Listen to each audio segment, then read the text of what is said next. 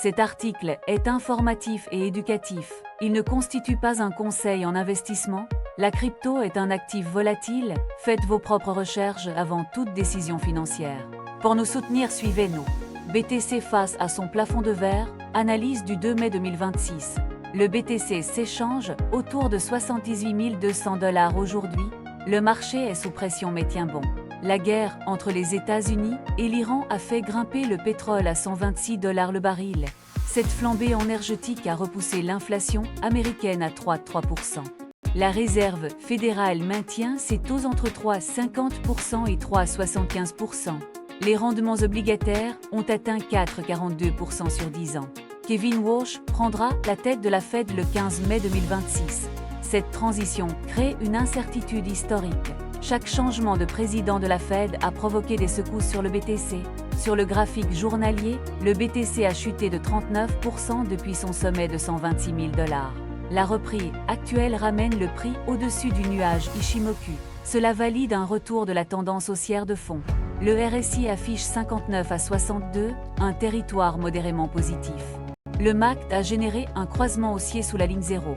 Les moyennes mobiles sur 20, 50 et 200 jours pointent toutes vers l'achat. Sur le graphique de 4 heures, le prix forme un triangle de compression. Ce motif signale une phase d'accumulation avant un mouvement fort. Les oscillateurs sur 4 heures restent plats, sans direction claire. Cela confirme une absence totale de momentum à court terme. Sur 15 minutes, le prix navigue entre 77 500 $ et 78 300 $. Les algorithmes de trading haute fréquence dominent cette échelle. La carte thermique révèle un mur de vente massif entre 79 500 $ et 80 000 $. Ce plafond de verre bloque toute tentative de hausse. En dessous, une concentration de liquidités acheteuses forme un filet de sécurité. Le niveau de 73 610 $ constitue une véritable trappe. Une rupture sous ce seuil déclencherait de 1221 milliards de liquidations longues. A l'inverse, au-delà de 80 264 $, un cluster de 913 millions de dollars de short attend. Les ETF BTC ont drainé 2 milliards de dollars en avril 2026. L'IB de BlackRock reste le titan du secteur avec des afflux massifs. Les ETF détiennent désormais 6,3% de l'offre totale de BTC. Strategy Inc. a acheté 2,5 milliards de dollars de BTC récemment. Ces achats massifs compensent les sorties des hedge funds. La loi Clarity Act pourrait déplacer 2,1 billion de dollars vers la finance décentralisée. La tokenisation des actifs réels a triplé pour atteindre 19,3 milliards de dollars. Les agents d'intelligence artificielle commencent à trader de manière autonome.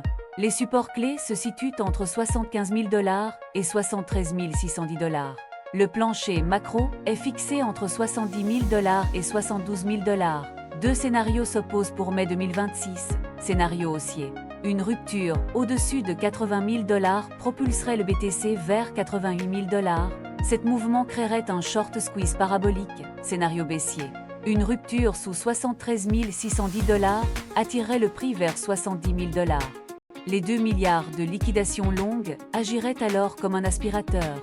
Pour les investisseurs, la zone entre 73 000 $ et 75 000 $ est idéale pour accumuler. Surveillez les 79 000